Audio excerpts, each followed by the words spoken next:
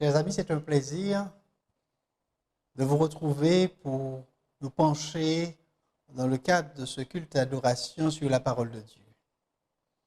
Juste avant de l'ouvrir, je voudrais demander à Dieu, par son Esprit Saint, de nous ouvrir l'intelligence. Prions ensemble.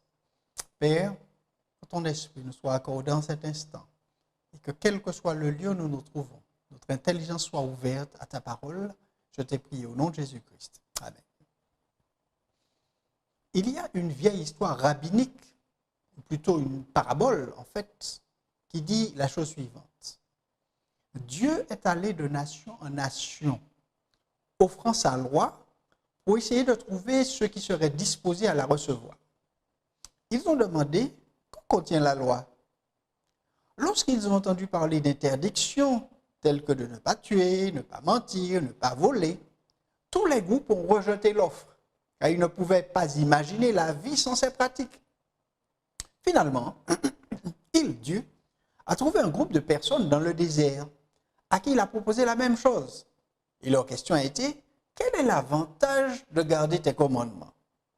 Dieu leur répondit, je vous offrirai mon royaume éternel, où il n'y aura plus ni mort, ni souffrance, ni douleur. Vous serez toujours heureux.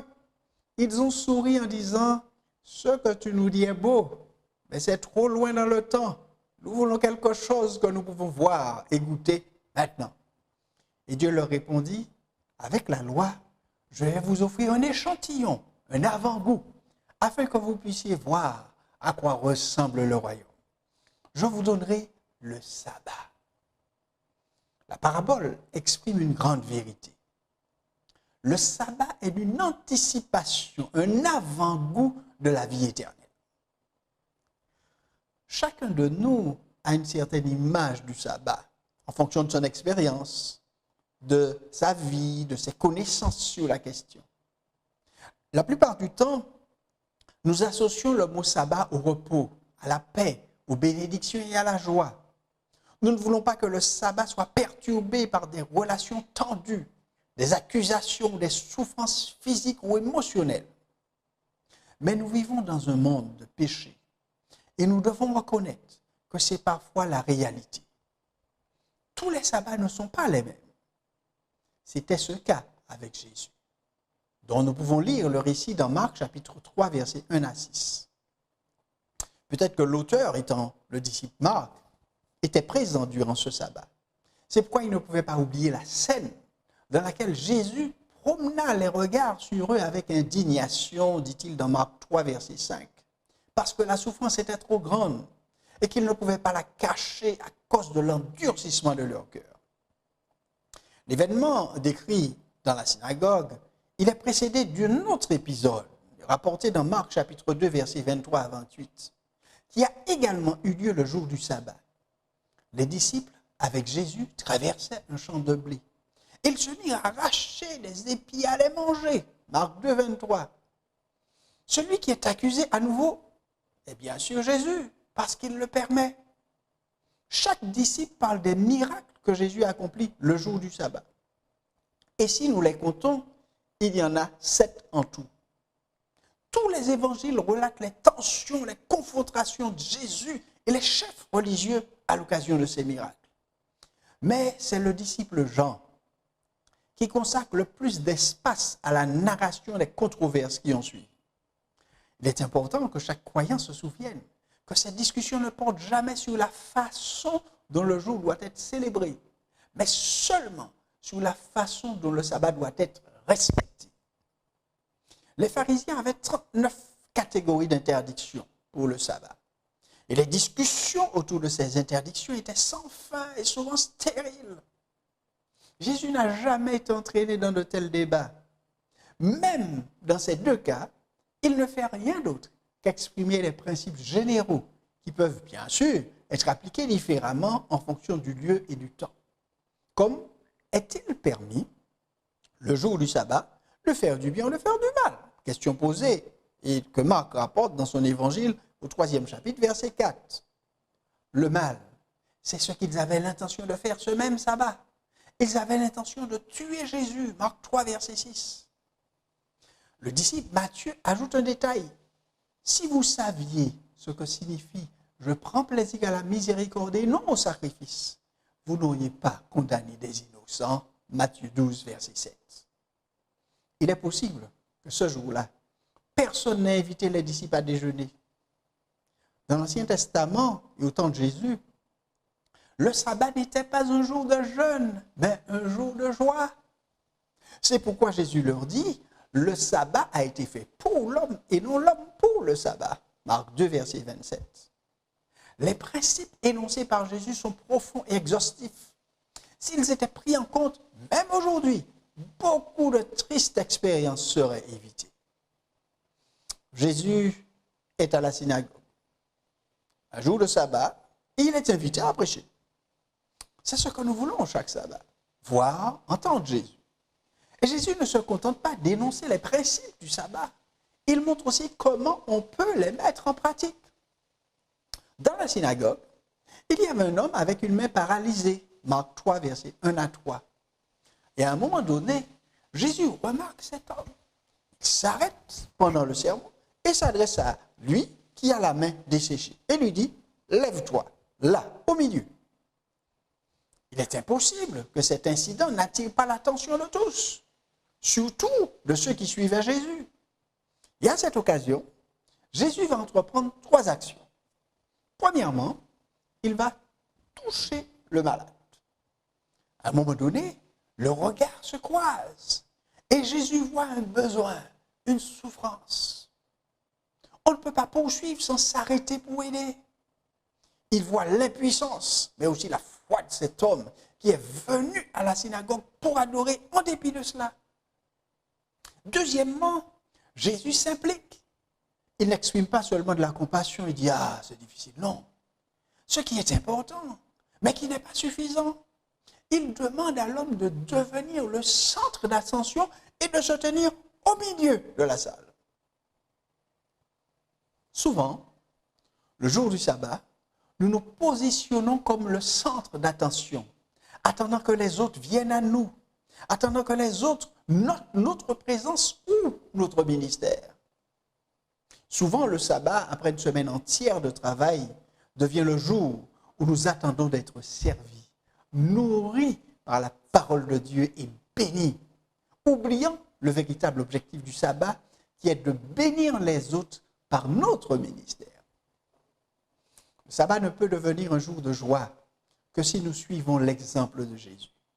Personne n'a eu le courage de répondre à la question de Jésus, à savoir s'il est permis, le jour du sabbat, de faire du bien ou de faire du mal. Troisième chose, Jésus va protéger cet homme. Il ne se contente pas de le guérir. Les pharisiens et les hérodiens, les deux extrêmes de la religiosité juive, ils se retirent alors en colère. Cette fois, ils ont un but, détruire Jésus. Ceux qui se réjouissaient sont restés à l'intérieur avec Jésus et l'homme guéri. Pour eux et pour la famille de cet homme, le sabbat devient le plus beau des sabbats. Mes amis, c'est nous qui pouvons faire du sabbat un délice, une joie pour nos familles et l'Église où nous adorons. Mais ne nous arrêtons pas là. Le commandement prononcé au Sinaï, Exode 20, verset 10, exige que la joie du sabbat soit goûtée, même par ceux qui sont considérés comme des étrangers, par les personnes qui célèbrent le sabbat. Le jour du sabbat, Dieu veut toucher plus de cœur à travers nous. Il veut déverser plus de bénédictions et guérir plus d'âmes pécheresses. Jésus a déclaré dans son sermon dans la synagogue de Nazareth que c'était sa mission, dans Luc 4, versets 16 à 18. Il est important de bien comprendre le but du sabbat. Cela peut nous aider à avoir la bonne attitude et agir correctement. Le sabbat est mentionné pour la première fois dans la Bible au moment de la création, dans Genèse 2, versets 1 à 3. C'est le jour où Dieu a achevé l'œuvre de la création. Il fait partie de son œuvre et il ne peut pas être séparé. Si pendant les 6 jours, Dieu nous a offert des choses créées, le jour du sabbat, il s'offre lui-même en entrant dans l'espace et le temps créés pour les humains. Le sabbat est le jour où Dieu est présent avec son repos, ainsi que la bénédiction et la sanctification de ce temple créé dans le temps auquel tous les gens ont accès. Le repos n'est pas contraire au travail. Dieu n'avait pas besoin de repos. Et probablement, l'homme et la femme, Adam et Ève, qui venaient d'être créés, n'en avaient pas besoin non plus. Le repos est la célébration de l'harmonie entre le ciel et la terre. C'est la joie de l'univers entier pour tout ce qui a été créé. Le premier récit de la création, dans Genèse 1 et 2, il culmine dans la joie du sabbat. En d'autres termes, tout ce que Dieu a créé était pour ce jour particulier, le sabbat. Même après la chute, le péché, le sabbat continue d'être mémorial de la création, pointant vers celui qui est le créateur. En même temps, il porte en lui une certaine nostalgie. Il nous rappelle ce que nous avons perdu. Si vous avez perdu un être cher, le sabbat réveille des souvenirs qui peuvent faire mal. Mais en même temps, le sabbat parle d'une fin, la fin de la création, mais aussi de la recréation. C'est pourquoi il porte en lui l'espoir. C'est la fin de notre voyage de retour à la maison. Chaque sabbat, mes amis, n'est rien d'autre qu'une répétition du jour où nous verrons face à face celui qui est le Seigneur du sabbat. Ainsi, le sabbat devient une voûte qui relie la création à la recréation par Jésus-Christ. Au centre de cette voûte se trouve la croix de Golgotha. Nous pouvons également appeler le sabbat le jour de la réunion. Mes parents en vie, et je leur disais, c'est l'auteur qui raconte, que je rentrais à la maison pour une visite. Oh, c'était le plus beau jour pour eux. Chaque occasion de se retrouver était pleine d'émotions, de joie. Rien n'est plus triste que des parents qui attendent que leur enfant vienne et que les enfants ne les honorent pas par leur présence. Chaque sabbat, Dieu ouvre la porte des bénédictions et il attend ses enfants qui viennent pour une nouvelle fête. Chaque sabbat, nous faisons l'expérience du repos en mettant en pratique le principe du travail accompli. Nous avons de nombreux plans, des listes de choses à faire et d'innombrables souhaits. La vie, au-delà des portes de l'Éden, est marquée par de nombreux échecs. D'autre part, le sabbat nous dit de mettre nos soucis de côté, de nous arrêter et d'apprendre la leçon la plus importante. C'est-à-dire, ce que Dieu fait pour nous est bien plus important que nos propres réalisations. Dans l'œuvre de la création et de la recréation, le repos précède le travail. Le premier jour complet de la première famille humaine, Adam et Ève, fut un jour de repos. Dieu ne voulait pas que cette planète devienne un lieu de douleur et de souffrance. Mais il a prévu la possibilité que les humains chutent, qu'ils pêchent. Alors, il nous a donné le sabbat. Il a voulu dire que le danger de tomber dans le péché est réel et qu'il ne suffit donc pas de se réunir une fois par an ou une fois par mois. Il veut passer, Dieu veut passer une journée entière avec nous chaque semaine. Le besoin de la présence de Dieu est impératif après être tombé dans le péché. Et les miracles accomplis par Jésus le jour du sabbat doivent être considérés dans le contexte de ce grand conflit entre Dieu et Lucifer. Le but que Dieu se propose, c'est la rédemption de l'homme. Par conséquent, ce qui doit être fait le jour du sabbat pour l'accomplissement de cette œuvre est en accord avec la loi du sabbat. Avant qu'il ne tombe dans le péché, l'homme ne tombe dans le péché, Dieu se reposa avec l'homme et la femme. Il nous est dit dans Genèse chapitre 2, versets 1 à 3. Mais dans les conditions de péché et de souffrance, Dieu travaille le jour du sabbat. C'est ainsi qu'il manifeste sa présence. Les évangiles montrent comment la tension entre les chefs religieux et Jésus augmente à cause de son ministère du sabbat. C'est ainsi que Jésus a révélé son identité et le caractère de Dieu. Le jour du sabbat, le salut des humains, qui est l'œuvre du Père, était une priorité pour Jésus. L'Apocalypse, dernier livre de la Bible, révèle de manière plus large la réalité de la grande controverse. Au centre de ce livre se trouve le message du sabbat.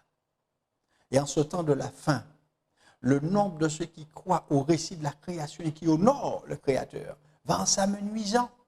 C'est pourquoi nous devons transmettre la vérité, celle qui est dans Apocalypse 14, verset 7. Adorer celui qui a fait le ciel et la terre et la mer et les sources d'eau. Les Juifs avaient le sabbat, mais ils ont rejeté Jésus. Et sans le Seigneur du sabbat, tel qu'il est dit dans Marc 2, 28, l'observance du jour n'a aucune valeur. Ils l'ont entouré de toutes sortes de restrictions.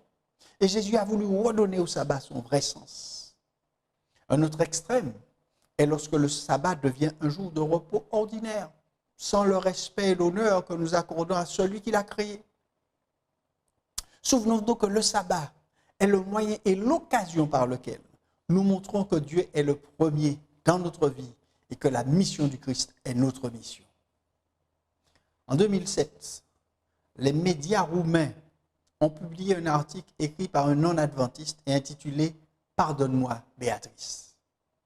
L'auteur de l'article, Emilian Ezaïla, décrit un incident qui s'est produit lorsqu'il fréquentait une école secondaire à Bucarest.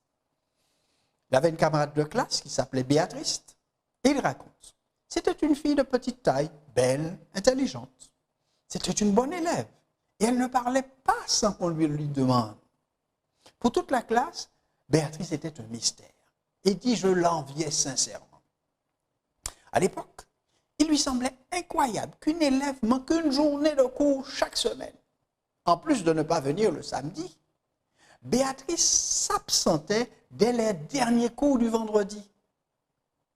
Il dit, nous étions en cours en fin de l'après-midi, quand le soir approchait, et alors elle faisait son sac et partait.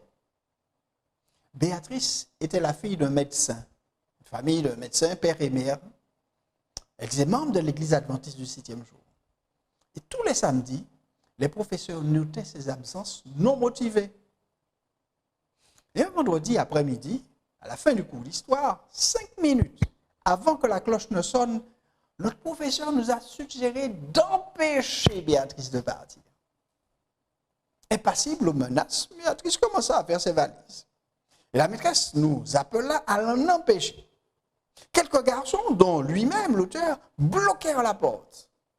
Et d'autres l'entourèrent, essayant de la faire abandonner. Béatrice se rassit à sa table. Elle se couvrit les 2 oreilles avec ses mains pour ne plus entendre. Et elle se mit à pleurer. Les larmes coulaient sur ses joues comme 2 sources qui avaient enfin trouvé leur chemin vers la lumière.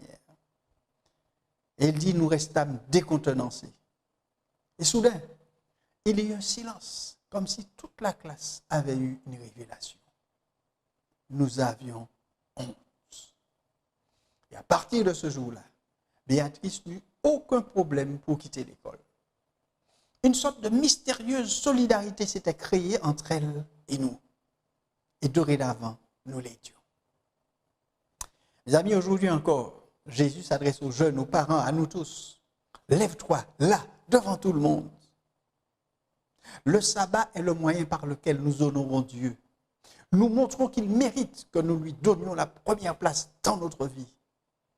Le sabbat est le jour de la guérison. Un jour où nos cœurs sont touchés par son amour. Le sabbat est le jour où Dieu veut apporter la guérison et les bénédictions par l'intermédiaire de ses enfants, à tous ceux qui nous entourent. Le sabbat, chers amis, est le signe de l'appartenance et de la fidélité à Dieu. Je voudrais vous laisser en vous laissant ces 2 questions, pour que vous vous interrogiez sur la façon dont vous avez compris, vous abordez le sabbat. La première est la suivante. Quelle place le sabbat occupe-t-il dans l'emploi du temps de votre famille et dans le vôtre? Le sabbat est-il pour vous un jour de joie? Sinon, alors je vous laisse cette 2e question. Comment le sabbat peut-il devenir une bénédiction pour ceux qui vous entourent? Prions ensemble. Seigneur, merci. Merci de nous rappeler le sens premier du sabbat. Merci de nous rappeler que ce sabbat est une anticipation du moment où nous allons nous retrouver avec toi, de la recréation que tu es en train de faire pour nous. Merci de nous aider à bien le comprendre et d'en faire un jour de joie et à le vivre dans nos familles et à le vivre de façon à laisser un témoignage à ceux qui nous entourent. Merci pour tout ce que tu feras pour nous. Merci pour les transformations qui se feront pour tous les nouveaux sabbats que nous vivrons. Et que ton nom soit glorifié, que d'autres apprennent à te connaître par ce vécu de ce jour que nous aurons. Je t'en remercie. Au nom de Jésus-Christ.